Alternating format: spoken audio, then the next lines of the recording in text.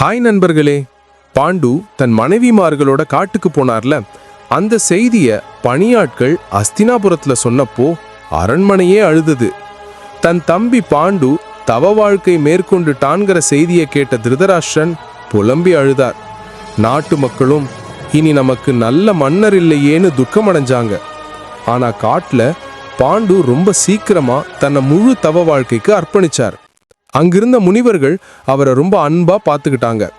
ஒரு அமாவாசை நாள்ல முனிவர்கள் எல்லாரும் பிரம்மதேவரை பார்க்க வடக்கு நோக்கி புறப்பட்டாங்க. அதை பார்த்த பாண்டுவும் நானும் உங்க கூட வரேன்னு புறப்பட்டார். ஆனா முனிவர்கள், மன்னா, வழி ரொம்ப கஷ்டமானது, அடர்ந்த காட்டுக்குள்ள ராணிகளால வர முடியாதுன்னு மறுத்தாங்க. அப்போ பாண்டுவுக்கு, முனிவர்களே, நான் மகனற்றவன். முன்னோர்கள் சொன்னபடி பிள்ளை பெத்து பித்ருகடனை மட்டும் என்னால தீக்க முடியலையே, என் குலம் தொடருமா, எனக்கு சந்ததி கிடைக்குமா? அதுக்கு முனிவர்கள், மன்னா, கவலைப்படாதீங்க, நாங்க ஞான கண்ணால பாக்குறோம், உனக்கு திறமை வாய்ந்த தேவர்கள் போன்ற புத்திசாலி பிள்ளைகள் கண்டிப்பா பிறப்பாங்க சொன்னாங்க.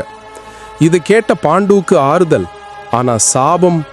அதனால குந்திய தனியா கூப்பிட்டு, குந்தி, மானின் சாபத்தால் நான் தடைபட்டு விட்டேன், தயவு செய்து நம் சந்ததி தழைக்க நீ வாரிசை உருவாக்க முயற்சி செய். பாண்டுவின் இந்த கோரிக்கையை குந்தி ஏத்துக்க போறாளா? ஒரு மனைவியா அவளுக்கு இருந்த விசுவாசம் என்ன ஆச்சு? பாண்டவர்களின் பிறப்பு குறித்த அடுத்த ஆச்சரியமான ரகசியம் நெக்ஸ்ட் பார்ட்ல காத்திருக்கு. Stay tuned.